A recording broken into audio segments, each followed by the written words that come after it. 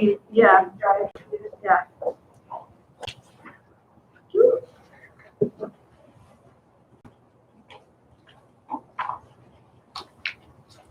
Hello, Nancy. Yeah.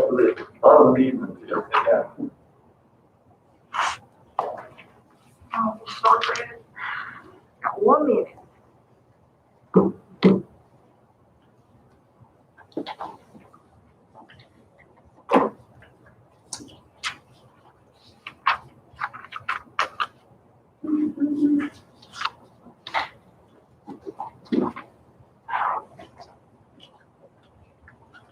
Has it been?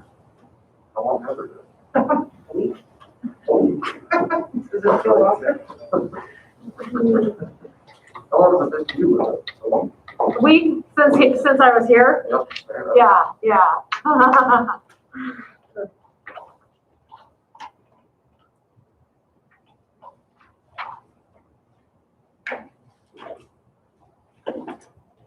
Is this a new feature or is it something?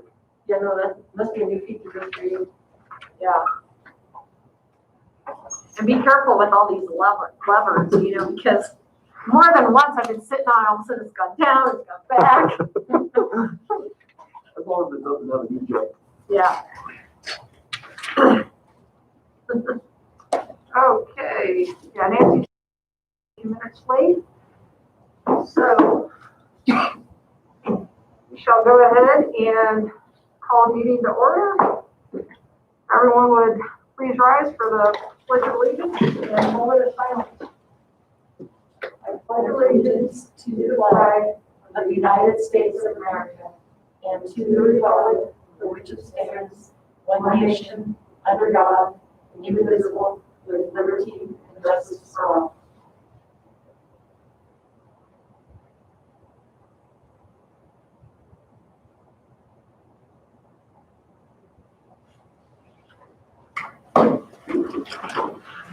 Okay, before we get started, I need a motion, Nancy. I need a motion to amend the agenda under executive session to include legal advice pursuant to Colorado Revised Statute 24-6-402, 4F and B. Second? Austin? Aye. Dottie? Aye. Graver? Aye. Huber? Aye. Lecky? Aye. Excellent. Now I need a motion to approve the agenda as amended. I'll second that.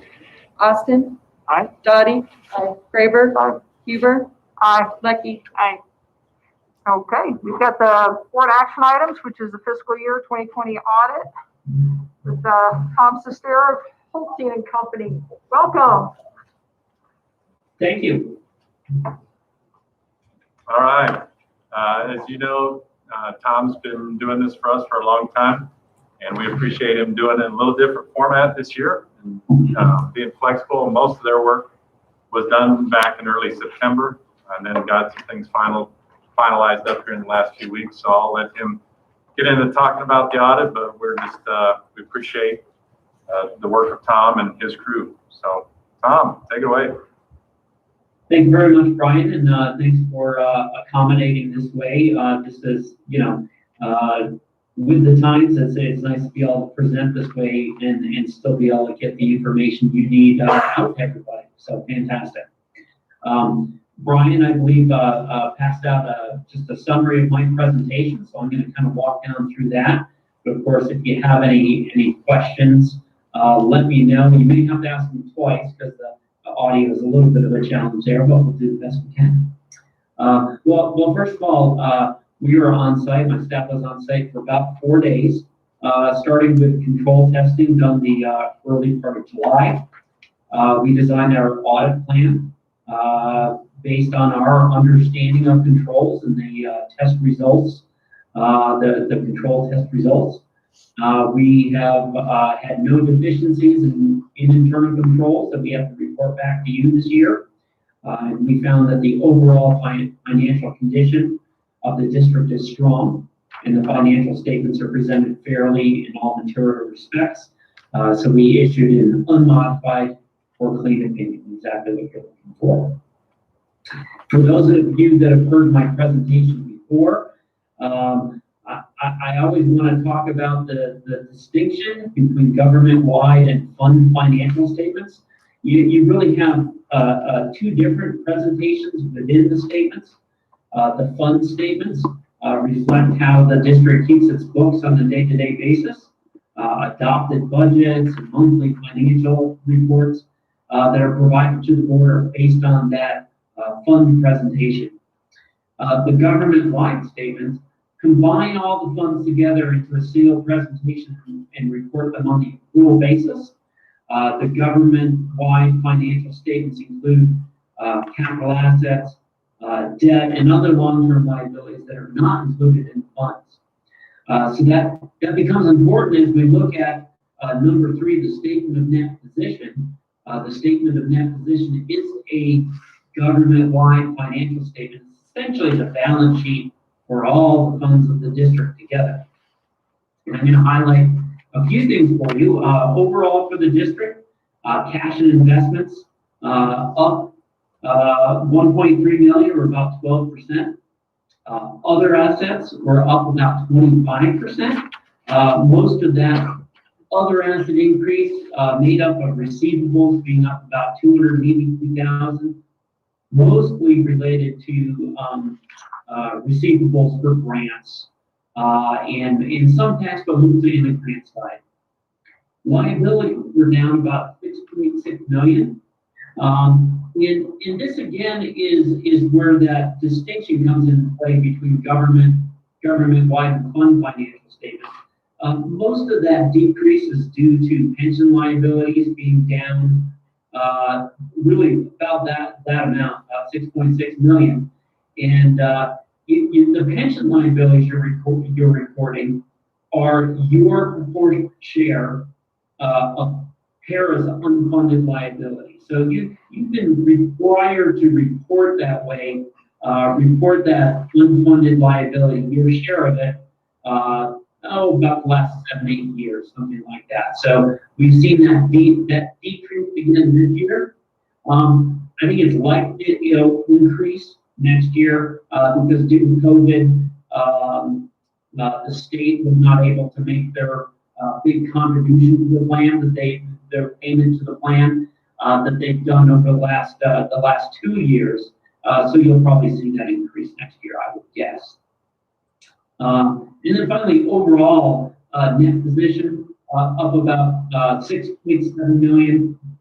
Again, almost all related to the change in that unfunded pension liability.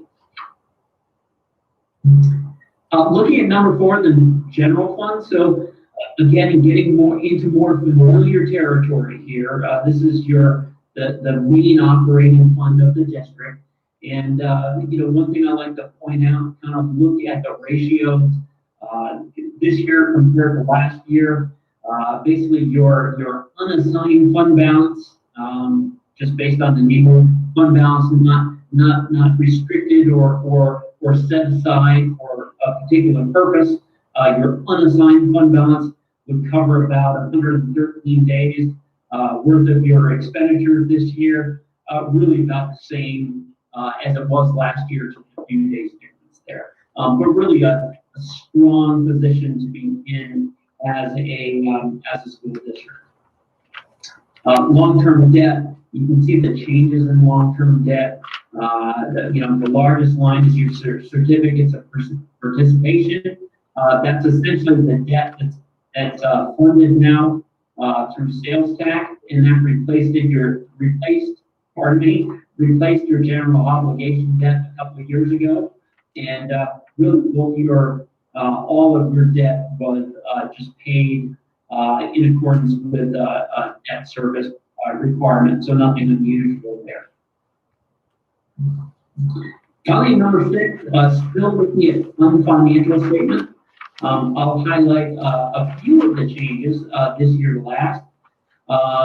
General fund overall had about a $300,000 decrease for the combined general fund and sub-funds. That's made up of revenue was up about $333,000.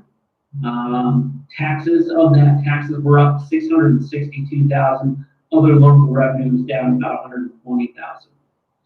In instructional expenses, they were up about 264,000 compared to the prior year, and other expenses were down about 272,000 overall.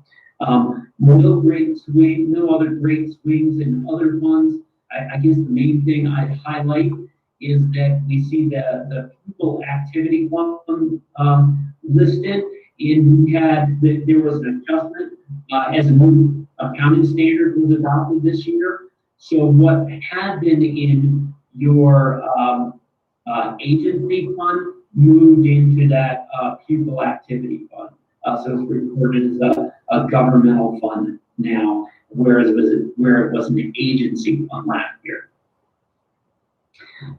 Looking at internal controls, I mentioned that's a big part of what we look at, what we test. Our report on internal controls are included in the federal compliance section of the audit, which you can see. And again, we didn't report back to any internal control comment.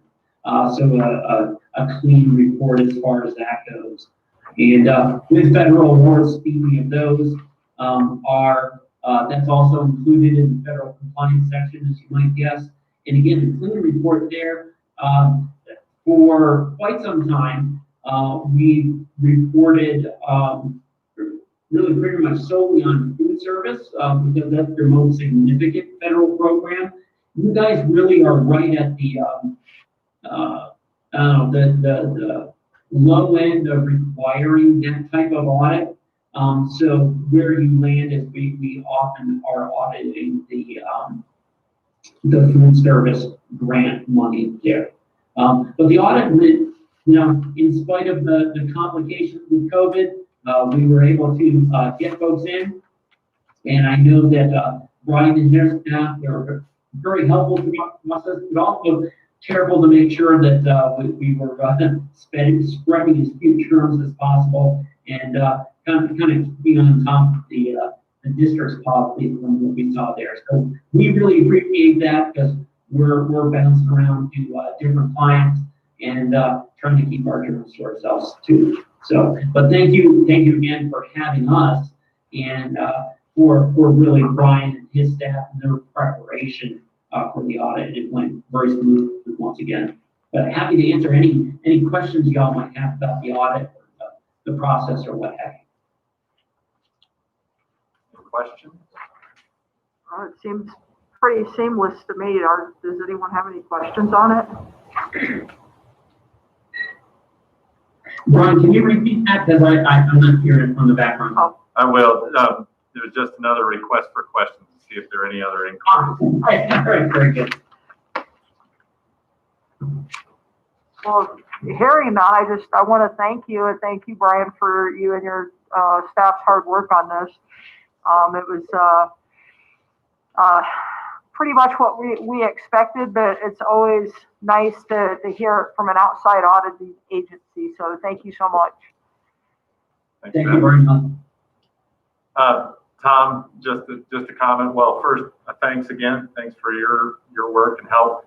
And just a comment for everybody here. Next year, I feel like I say this every year, but next year this time will be interesting because we're going to be dealing with this large coronavirus relief fund and a lot of these federal dollars that we're working on spending right now and categorizing and moving around. And so I don't know, Tom, if that'll be the single audit next year or not.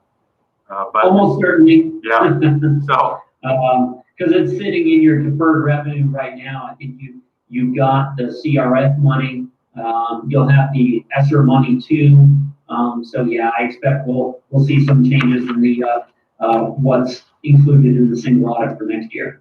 yeah, so it should be an adventure for sure. We do have a question, Tom. Any impacts, we had just had conversations about restructuring possibly our COP. What impacts, if any, would that have related to what can be done, what can't be done? Tom, as we're looking into the future and thinking about expenditure reductions, we're tossing around the ideas of potentially refunding those COPs. And so the question is, what impacts might this have, or what impacts, I think maybe the question is, what impacts might this situation have on the refunding opportunities? Good question. I guess the short answer is, I don't know. Other than, you really are as a district in a strong position. And I would expect that the lenders are still going to want to be doing business out there. And so just like you, as a district, kind of get your folks out there, keep them busy, teaching students and that sort of thing, they're going to still have their folks out there, trying to lend money. I guess or trying to issue loans. The only issue, I suppose, is that if people who aren't buying and you're seeing one rate going up and that sort of thing. So it's all a matter of staying on top of the current rates and taking action when you can. But we work with a number of school districts, and I think that what I would be most concerned about is, what your financial statements look like, what your financial position looks like, and based on what we see, you're in a strong position compared to a lot of districts. Okay, thank you. Thank you. And we do continue to plan to reduce those approximate number of days of expenditures covered by fund balance. As you know, that's in the plan for this year, so should see those come down a little bit for next year too. But in the state fiscal health report, I think it showed, and I think that only goes through fiscal year 19 right now, it showed 3 consecutive years of expenditures exceeding revenues.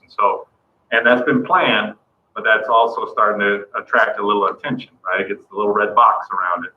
And so just so you know, that's why, and it has been planned, and it'll definitely be that way again this year when reported next year.